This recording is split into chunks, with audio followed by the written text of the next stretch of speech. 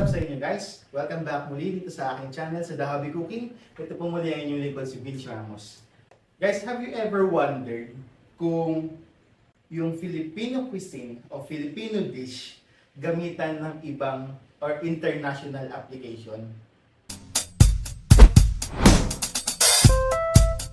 Marami ng video sa YouTube ng tungkol sa adobo. The other day, nag-crave kami ni Mrs. ng Tex-Mex o Texan Mexican food. And then we encountered tong restaurant na to where we tried the carnitas. So what if gawin natin sa ating sikat na recipe sa buong mundo ang ating pork adobo? Gawin natin to with an application of Mexican cuisine.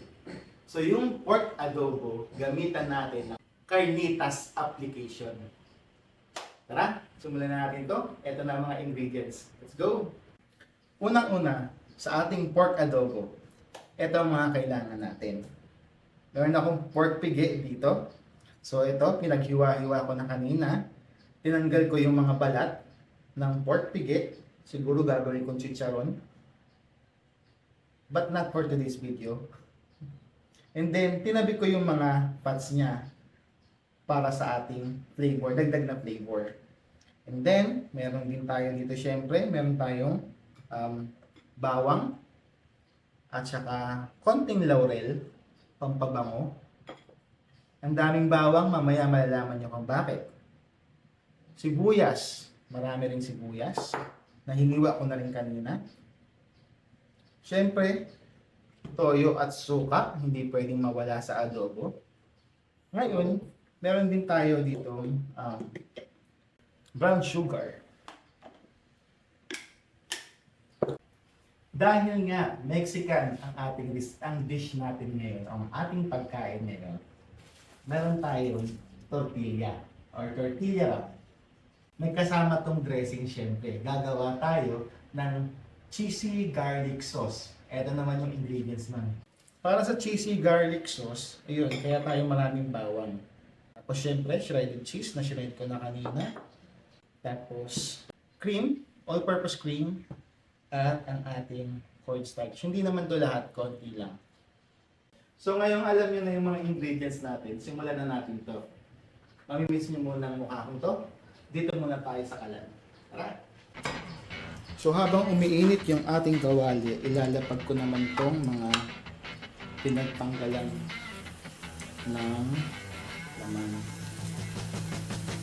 para lang sa lard o sa fats niya matunaw at magamit natin bilang mantika.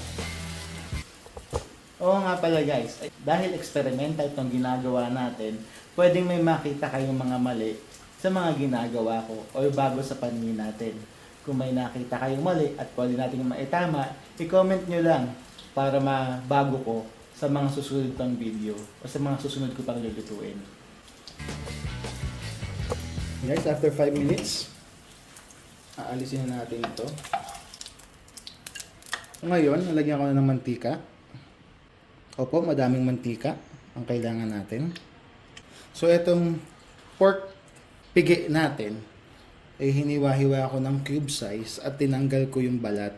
May mga naiwan pang ibang fats para dagdag flavor. Lalagay natin yan dito ngayon at piprituhin. Bali kalahating kilong pigi yung gamit natin dito. Nasa high heat pa rin tayo. Gusto lang natin dito, bali mag golden brown yung ating mga baboy.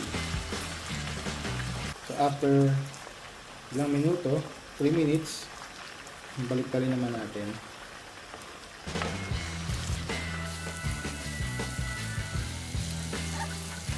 Kung maaamoy nyo to at kung susubukan nyo, napakabango ng amoy nito. Dahil dun sa fats, galing dun sa mga balat. Nakakagana, parang amoy samgyupsal. Nice. Ngayon naman, isiset ko na yung apoy sa medium lang. Saka natin ilalagay itong mga panimpla. So yung bawang, hindi ko hinati-hati, buo lang yun dyan.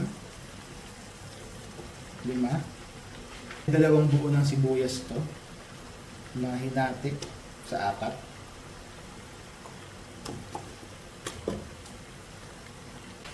Lagyan na rin natin ng 1/2 cup ng toyo.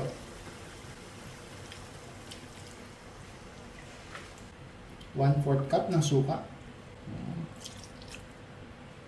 1 tablespoon ng brown sugar. Paminta. Mga 1 kutsaritang paminta. Konting asin lang. Ay, may toyo na may asin pa. Konti lang, pang extract ng flavor. Then, kalahating tasa ng tubig.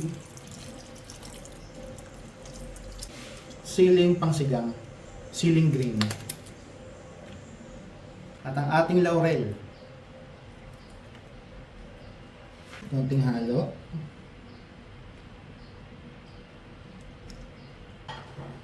Then takpan natin to at iwan natin ng 1 oras.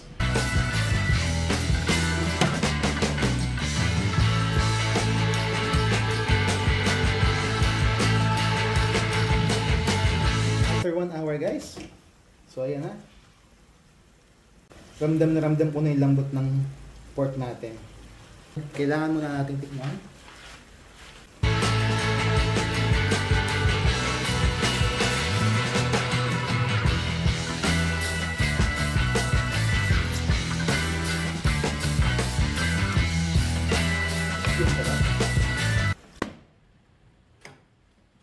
Ayos na to.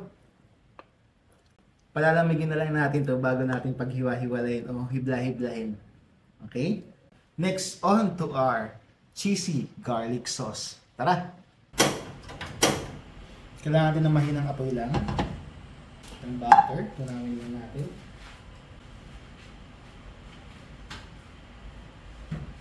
Habang natutunaw yung butter sa kalahating baso ng tubig, magtunaw tayo ng 1 kutsarang cornstarch. Then kapag totally tunaw ng butter, lagyan natin yung bawang, yung minced garlic. Next, ang ating all-purpose cream. Ito hindi naman kailangan, pero maganda rin meron. Kung dagdag kulay. Pwede kayong gumamit ng spring onion. Kaya naman kinchay or oregano. Ang dagdag kulay lang tsaka aromatics. Then asin. Konting asin lang. Then ang ating grated cheese. Para lang tayong gumagawa ng bechamel.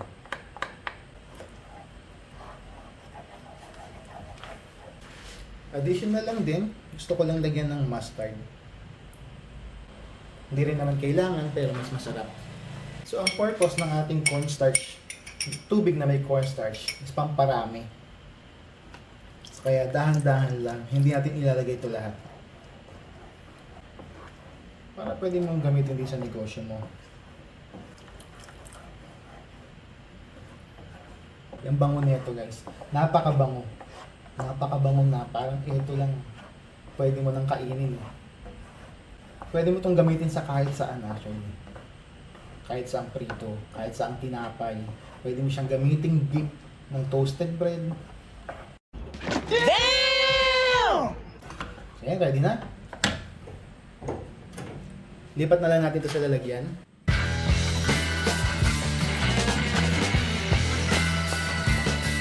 Ngayon naman ang ating tortilla wrap. Bali, lalagyan lang natin ng charred texture para may charred flavor. Parang lang siyang shawarma actually. Yan. Pagkatapos natin ihawin yung ating mga wrap, ito naman ang ating panggigigilan. So, ihiwalay lang natin yung ating mga karne dun sa ating adobo sauce.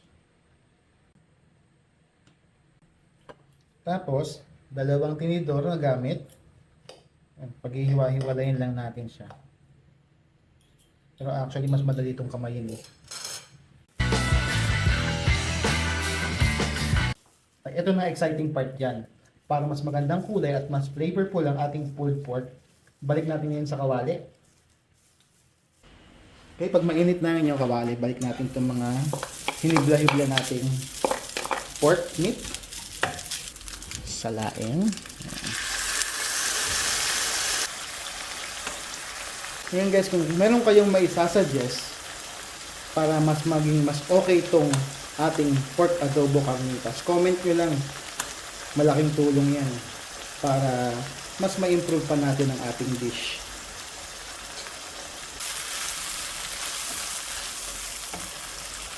So ngayon, happy na ako dyan.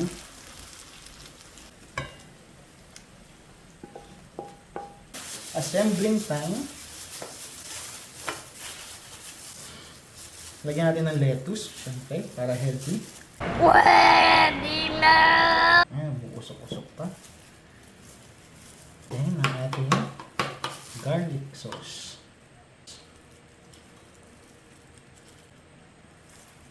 One down.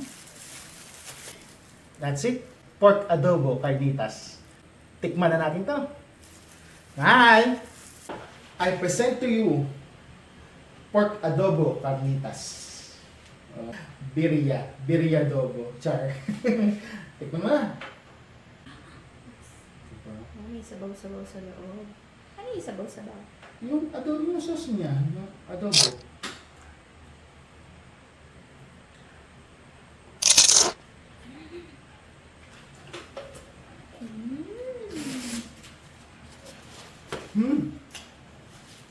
Panalo. Bumagay ko. Bumagay yung sito garlic. Hot sauce.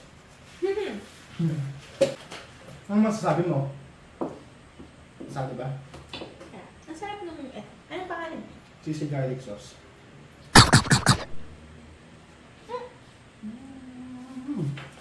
Wow! Hmm? Ano ba lang? Hmm. Parang gusto kong gawin. Hmm. Ano? Hindi, eto. Gusto mo ito? Ano? Kanya-kanyang style yan. Experimental nga eh. Tapos. Hindi ba? Kanina, Filipino-Mexican cuisine lang yan. Ginanya mo, kung kaso ng Indian. May flavors na. So nangyari, ang sarap nung sulit yung isang oras na pagpapakulo ng sa adobo sauce. Tapos, dun sa sili na ginamit natin, hindi naman siya masyadong manghang, no? Wala ang anghang, no? Like it lang. May- Parang sa ilong. Parang hindi. Actually, nag-request ka pa ng hot sauce eh, oh. Diba? And then,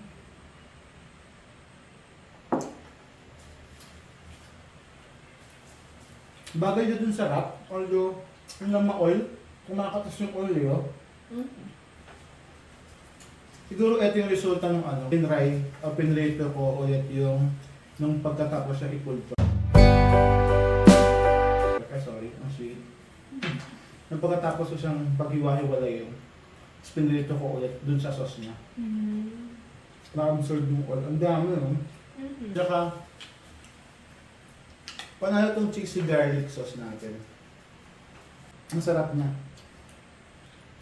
Ngayon, kung umaabot ka pa sa video na to, mag-subscribe ka na. Inuulit ko, mag-subscribe ka na. Thank you dun sa mga nagsasubscribe. Para din na tayo lumalayo tayo yung channel natin.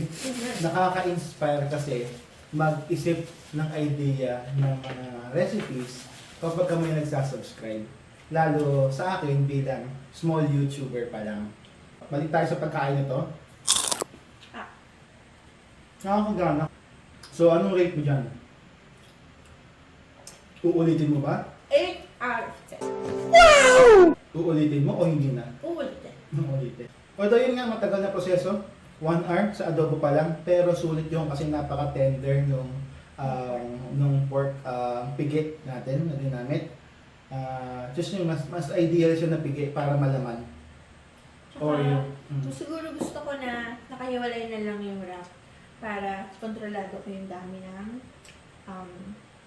Pork salad. Yun. So yun, magandang idea yun, no? Parang parang sa Indian yung Mhm. nirap yung sinasawsaw lang yung Mhm. bread. So that's it for today's video, guys. Ang sarap, ang mantika, ang messy. See you sa mga susunod pa natin mga interesting video, interesting experimentation, experiments ng mga recipes, hindi lang sa ulam at sa marami pang iba. Huwag kang mawawala sa next video, guys. See you. Bye.